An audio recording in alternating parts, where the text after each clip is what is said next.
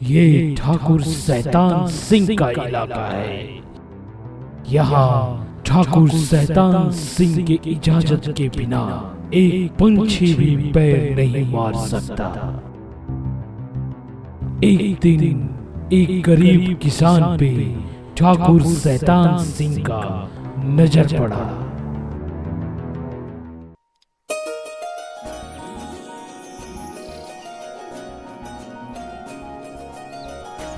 कृष्णा बेटा कबले सुतल रहब, खेत में खाना लेके जाए बा। उठा।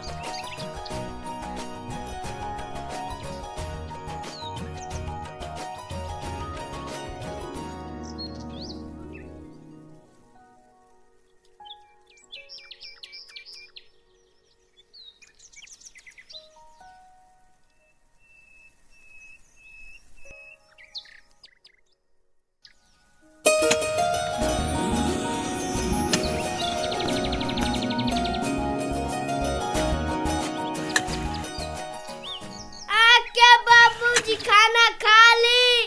ठीक बा बेटा, चलो गाछ के लगे आवा तनी हम अबे।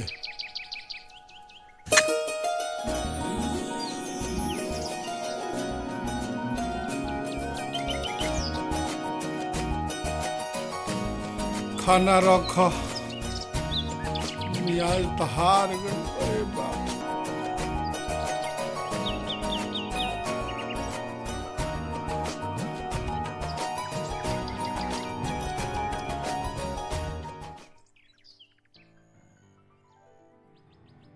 अरे हरिया, तो के ठाकुर साहब अपना हवेली पर बुलौले बानी। काहे खातिर मुंशी जी? चल ओइजा पता लाग जाई। ठीक बा, चली हम आओ तनी।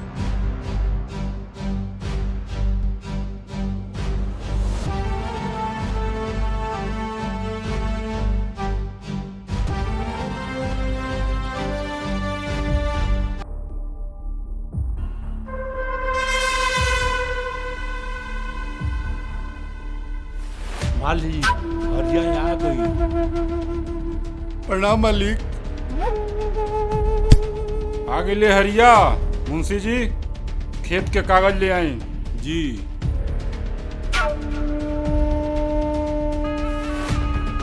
ली मालिक। हरिया, एक कागज पे अंगूठा लगा दे। कैसन मालिक, हम ना समझनी। तोर जमीन हमके पसंद आ गइल बा।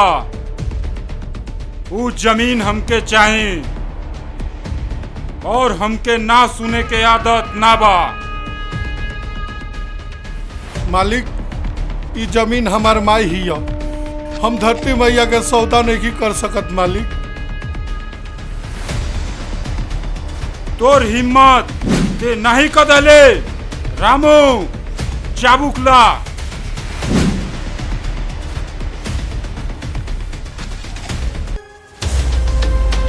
ना मालिक,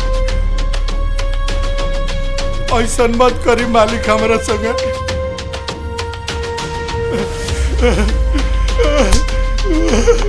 मारा से करा के।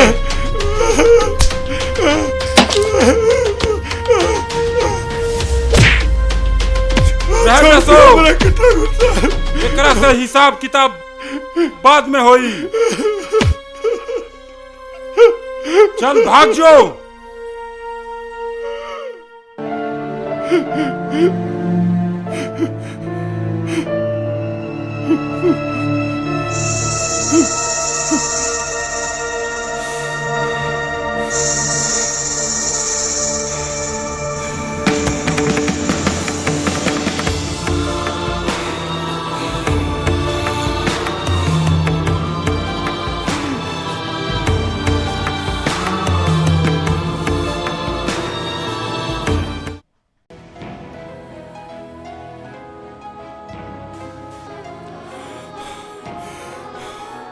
ए कृष्णा कमाई। हाँ जी, आवतानी। कृष्णा कमाई हो।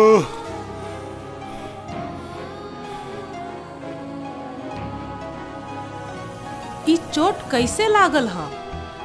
का बताई कृष्णा कमाई। ठाकुर साहब हमनी से जमीन मांगत रहे, ना कोनी वैसे बड़ी मरले है।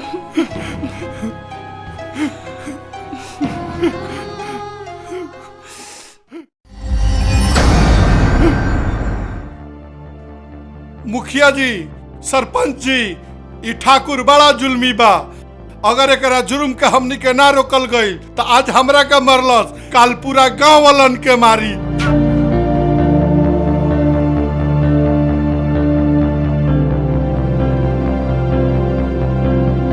मुनीब जी, गन्ना के हिसाब किताब हो गई? हम हिसाब कराओ तरी। ठाकुर साहब का भाई शंकरवा काहे चिल्लात बड़े? हरिया के खिलाफ गांव वालों को भड़कावता। वो कुत्ता के ही हिम्मत गांव वालन के हमरे खिलाफ भड़कावता। जग्गा गाड़ी निकाल, आज ओकर हिसाब किताब कहिए दी। भाई लोग हम कोनो गलत कहतनी?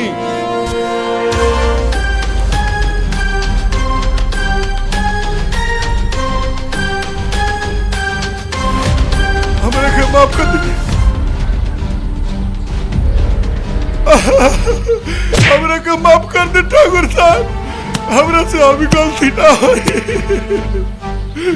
माफ कर दी हमरा के माफ कर दी ठाकुर साहब।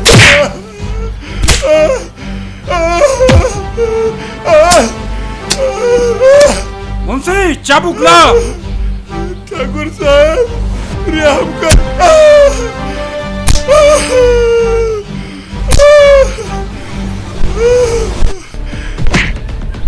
ठाकुर साहब छोड़ दी हमरा के, ठाकुर साहब माफ कर दी हमरा के, ठाकुर साहब। ये कुत्ता के बांध के लटका दसो।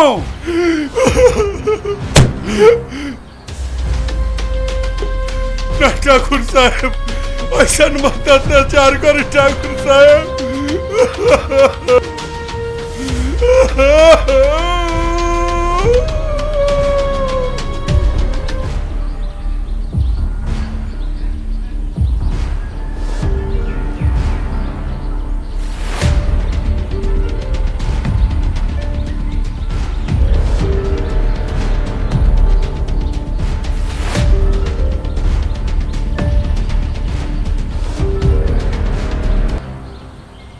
सुन लो गांव वालों, अगर तुम लोग मेरी बात नहीं माने, जो हस्र हरिया का हुआ है वही हाल तुम लोग का भी होगा।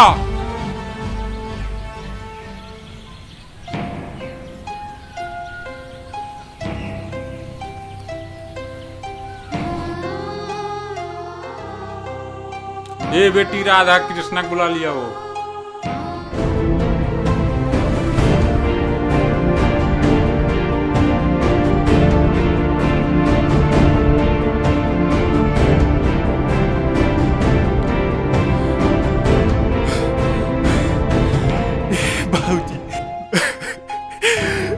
बाबूजी, अरे कुछ बोला ना हो। ए बाबूजी, अरे कुछ बोला ना हो। ए बाबूजी,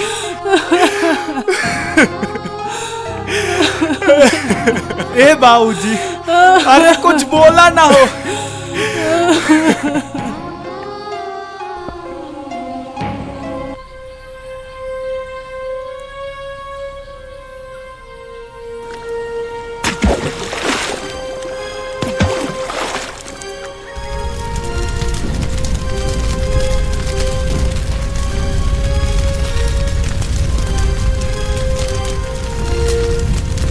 कसम बा तोरा खून के एक एक बूंद के बाबूजी, जबले ठाकुर शैतान सिंह से तोहरा खून के बदला ना ले हम चैन से ना बैठब।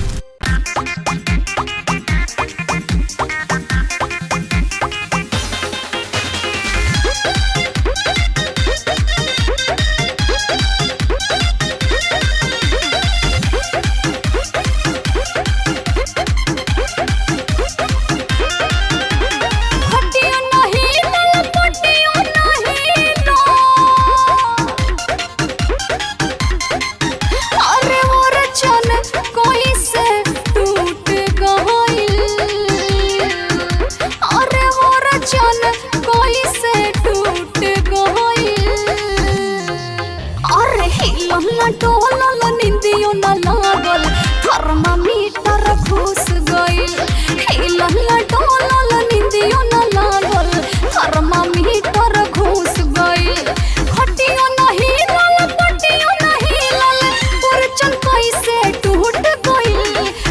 हिलहला डोलल निंदियो न लागल थर्मामीटर घुस गइल हिलहला डोलल निंदियो न लागल थर्मामीटर घुस गइल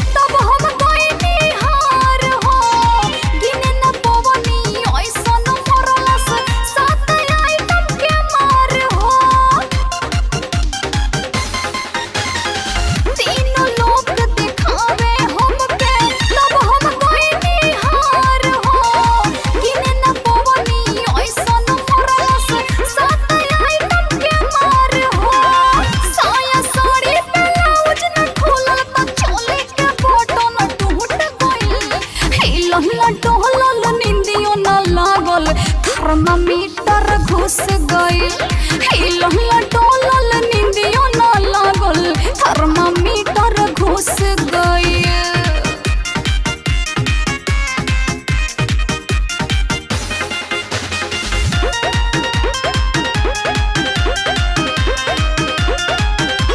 भोर भइल जब नींद से उठनी सारा बदन लोसी आइल बा ऐसन चहके ऐसन महके जैसे कि माल बसी आइल बा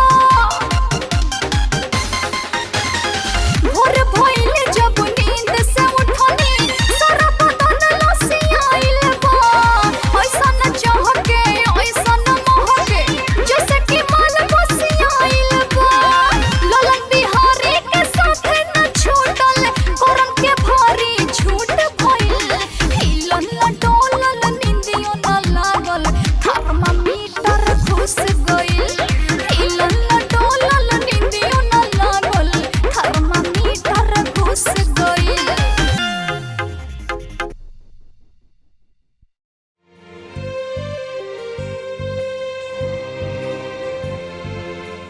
कृष्णा तू काहे बड़ा उदास बड़ा तू तो जानते वालू राधा जब से ठाकुर शैतान सिंह हमरे बाबूजी के मरले बा तब से कुछ ठीक नहीं खिलागत राधा।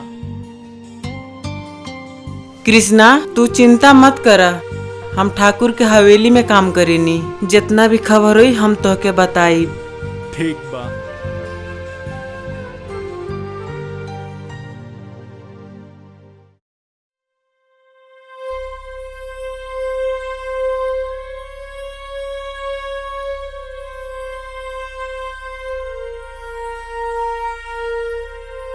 ठाकुर साहब गांव में बहुत बढ़िया नौटंकी आइल बा, चलिए चल के देखे।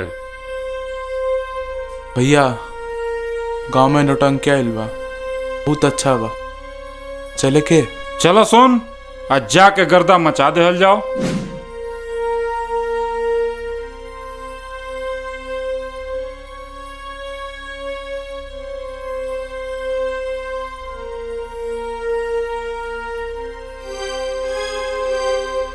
हेलो कृष्णा राजा ठाकुर और शैतान सिंह गांव में नौटंकी देखे जाते रे।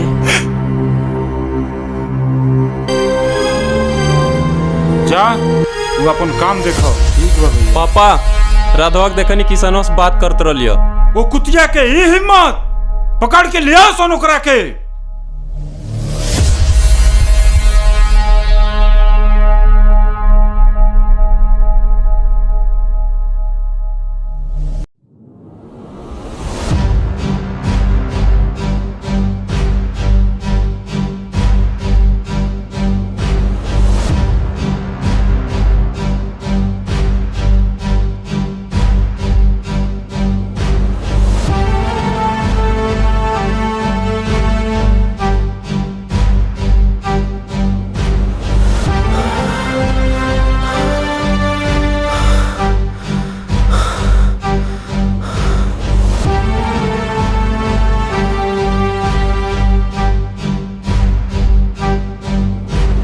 पकड़ है कुतिया साली के।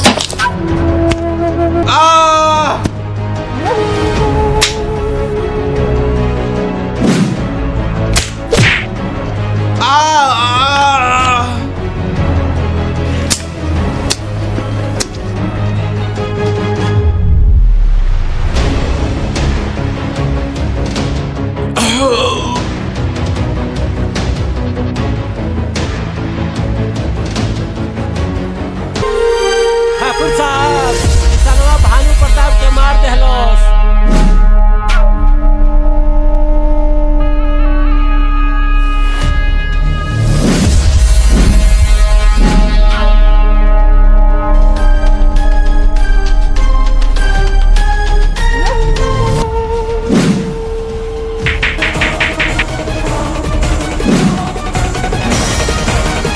आ गईले तोरे इंतजार रहलो।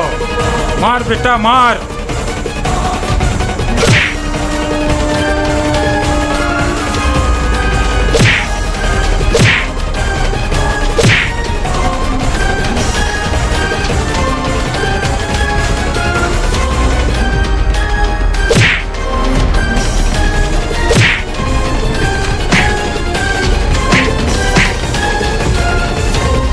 छोड़ दे कृष्णा। छोड़ दी। ले ठाकुर छोड़ देनी।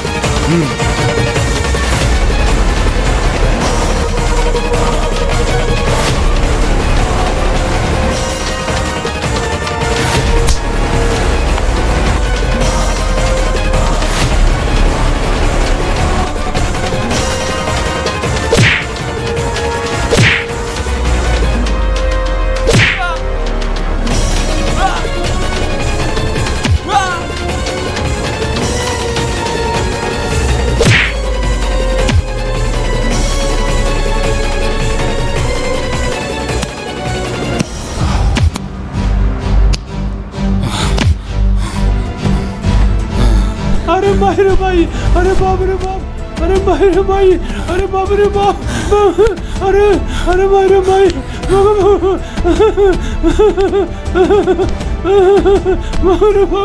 अरे दादा, भाग।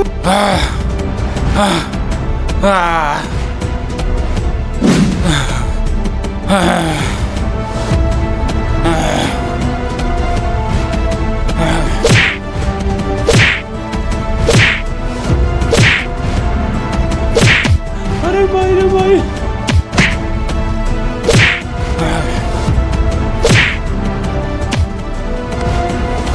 अरे भाई रे भाई, छोड़ दे कृष्णा।